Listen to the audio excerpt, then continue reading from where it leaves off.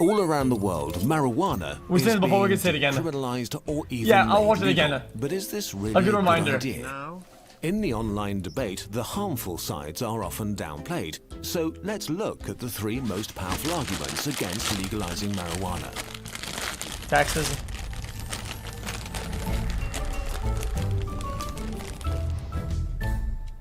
Argument number 1. In the last few decades, marijuana has been engineered to become much more potent.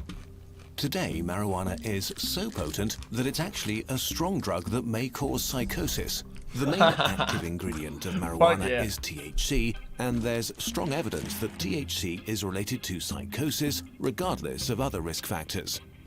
Marijuana also contains a substance called CBD that seems to counteract this effect. It's even being tested as a treatment against psychosis and anxiety. But because it doesn't make you high, growers have gradually decreased the amount of CBD in marijuana over the last few decades while increasing THC levels. Sample testing showed that THC levels have risen from around 4% in the 1990s to nearly 12% in 2014, shifting the ratio of THC to CBD from 1 to 14 in 1995 to about 1 to 80 in 2014. It's unclear how precise those tests were, however. Overall, recent findings suggest that the more marijuana you consume and the stronger it is, the higher your risk of developing psychosis. But how high is the risk of psychosis for the general population? A study from Britain found that while marijuana use has risen significantly between 1996 and 2005, the number of schizophrenia cases, a type of psychosis, remained stable. The risk of marijuana-induced psychosis remains the highest for people who already have a high risk of psychosis to begin with. For them, it seems more likely that marijuana speeds up the development of their condition rather than causing it, as far as we know right now. So the reasoning goes, if fewer people have access to marijuana, the lower the risk of marijuana-induced psychosis. But actually, you could argue that precisely because marijuana is illegal, more people will end up with psychosis. Prohibition makes illegal drugs stronger and more potent because this way you can ship more product in a smaller space and sell it at a greater profit. This is what happened during the prohibition of alcohol in the US, where hard liquor became the norm. And the same is happening with marijuana now. Imagine a world where liquor is the only alcohol available. You have the choice of... I kind of wish we had numbers behind some of these things. So when they say a little risk or a little bit or these guys, see like percentages. I think it's very important. Either not drinking at all or getting much drunker than you would like to. This because a lot of substances sometimes have adverse effects for certain users that you can't really know ahead of time. It's just kind of like you got unlucky, bad RNG, and sometimes people get hit by a bunch of bullshit, and you would want to know what is the percentage chance that could happen, how many people does that affect, and then you can assess the risk from these things being out in the public or, you know, to the grand public or whatnot. At all or getting much drunker than you would like to. This is the situation for many marijuana smokers today. People didn't stop drinking during Prohibition, and the numbers show that laws don't deter people from using marijuana. We can't make marijuana go away, but we can make it safer. If marijuana were legal, there would be more options for consumers, and regulators could, for example, insist on a high level of CBD. Just like most people don't drink an after-work bottle of vodka, many people would gladly consume the after-work beer version of marijuana. Argument 2, marijuana is a gateway drug. If it's legalized, there will be a spike in the use of much more dangerous drugs. A 2015 study found that about 45% of lifelong marijuana users... I've said it before, I'll say it again. Okay. You know what? You know, I'm just gonna say it. I'm gonna say things something that's gonna sound really weird to you guys. The argument that weed is a gateway drug, why would that not apply to the literal amphetamines that are prescribed widely to children across the nation, like fucking candies? How are extremely potent amphetamines, Adderall, and juiced out the wazoo pills prescribed to children, how is that not a gateway drug compared to weed? Dude? Spike in the use of much more dangerous drugs. A 2015 study found that about 45% of lifelong marijuana users took some other illegal drug at some point. Either by definition they're both not, or they both are. That end of story. I don't know if I can hear it. Took some other illegal drug at some point. Legalizing marijuana could reinforce this trend. As more young people try legal marijuana, they might end up trying harder drugs. But it turns out that the real gateway to drug use comes much earlier: cigarettes. One study showed that teens who started smoking before the age of 15 were 80% more likely to use illegal drugs than those who didn't. And a 2007 study found that teenagers between 12 and 17 who smoked were... But what do you attribute this to? The act of smoking? The reason why they smoked? Their group of friends? Their interest? Their schooling? Their education? Their parenting? Like, what really makes that a thing? Because the thing that made you smoke maybe is the thing that made you use the drugs also. So it's very hard and difficult to target what it is. Dude. Some study found that teenagers... In my opinion, social circles play an extreme part in all this. An insane part. Ages between 12 and 17 who smoked were 3 times more likely to binge drink, 7 times more likely to have used drugs like heroin or cocaine, and were also 7 times more likely to resort to marijuana. But if that's the case, how could making more drugs legal stop the use of hard drugs? At first, it's important to acknowledge that people don't use drugs because they're legal or not. If you want to buy any drug, you'll always find someone happy to sell. The real question is, why do people develop an unhealthy relationship with drugs at all? Studies show that certain conditions make people especially vulnerable to drugs and addiction. A difficult childhood, early trauma, low social status, depression, even genetic factors. Which drug they get addicted to is more often than not a matter of chance. Addicts take drugs to escape their problems, but drugs don't solve any of those problems and instead become a new problem.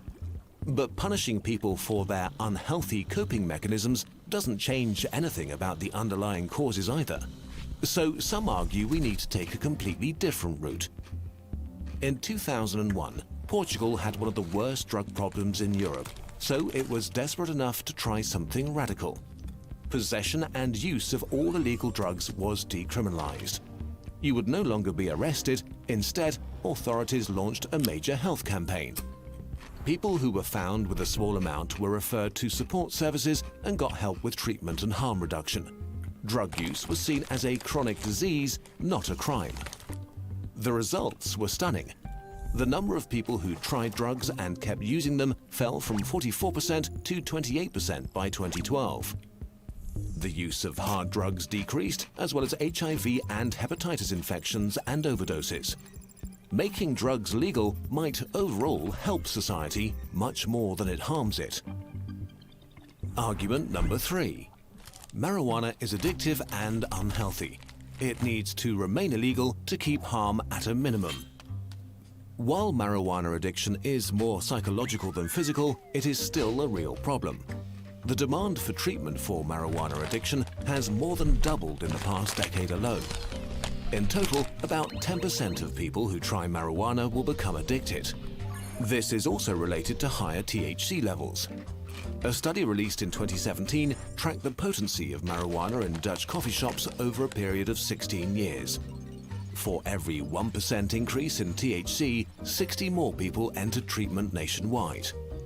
In terms of negative health effects, some studies linked marijuana use to increased blood pressure and lung problems, while a 2016 study found that marijuana use was unrelated to physical health problems, except for a higher risk of gum disease. Some studies showed that marijuana use alters teenagers' brains and decreases their intelligence, but when more recent studies took drinking and smoking into account, the results were inconclusive. Overall, research shows that taking any drugs while the brain is still in development is bad for you. But the truth is, we don't know yet how unhealthy marijuana is. We need more funding for research, which is hard to get while marijuana remains illegal. We can put what we know into perspective, though. 16% of people who consume alcohol become alcoholics, and 32% of people who try cigarettes become smokers. Jesus Christ. We know for sure alcohol affects your brain, destroys your liver and causes cancer, while tobacco clogs your arteries, destroys your lungs and also causes cancer. Disastrous. 3.3 million people die from alcohol abuse each year, while smoking kills more than 6 million people. Nobody is suggesting tobacco and A big problem with that, I mean, obviously, is that this is so ingrained into our society, though. It's like almost part of our culture. Oh, this, yeah, it's time for a beer. Oh, that, it's time for a fucking toast. Oh, this, yeah, time to get a fucking a shot. Million people. Nobody is suggesting tobacco and alcohol are harmless just because they're legal. Also, nobody is seriously proposing to prohibit them, even though they are extremely dangerous. Legality is a way to exercise some control over them, especially when it comes to protecting young people. It's often much harder to buy legal drugs for teenagers than to buy illegal ones. Official sellers can get hefty fines and lose their license if they sell to underage kids. Legality creates incentives here that drug dealers can't exploit. So making marijuana legal doesn't mean endorsing it. It means taking responsibility for the risks it poses. It could also open the floodgates to tons of new research that shows us how harmful it really is and to whom. Conclusion. Marijuana is a drug, and just like any other drug, it has negative consequences for a sizable portion of the people who use it. It is not harmless. The best way to protect society from its negative consequences seems to be legalization and regulation. Thanks to our part. I love my friends who always smoked them. Some of them dealt weed, but smoked all the time. It seemed like after using a lot, almost every day for long periods of time, they became kind of slow. Like slow, uncreative, unresponsive, uncoordinated, and very unmotivated to do anything. You couldn't get them to do anything at all. Maybe that's just anecdotal, but they just can't do anything. Like they don't want to do anything. Alright. Oh, dude, anybody want to do that? Yeah, man. I mean, we could, yo. We could do that. Yeah. Yeah, man. Yeah, we could. Later, yeah. Yeah, man. Yeah. Ah, man. It's $10. We could just get a gram, dude. Just get 1G, you know? How about we just chill here for a little bit instead? Nah, man. That's just kind of how it was. I don't know. Nah, Summit gets fucking bussin'. Summit is. We're here in. When Summit is high, dude, I don't know. It just hits them different. Yeah.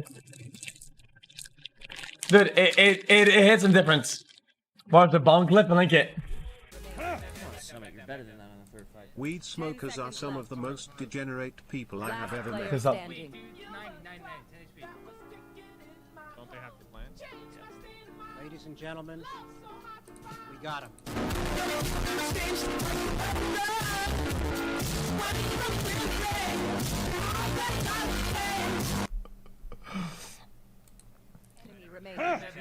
You're better than that on the third fight. Oh, I thought he clicked the button and he didn't. Yikes. Last player standing. Oh, jeez.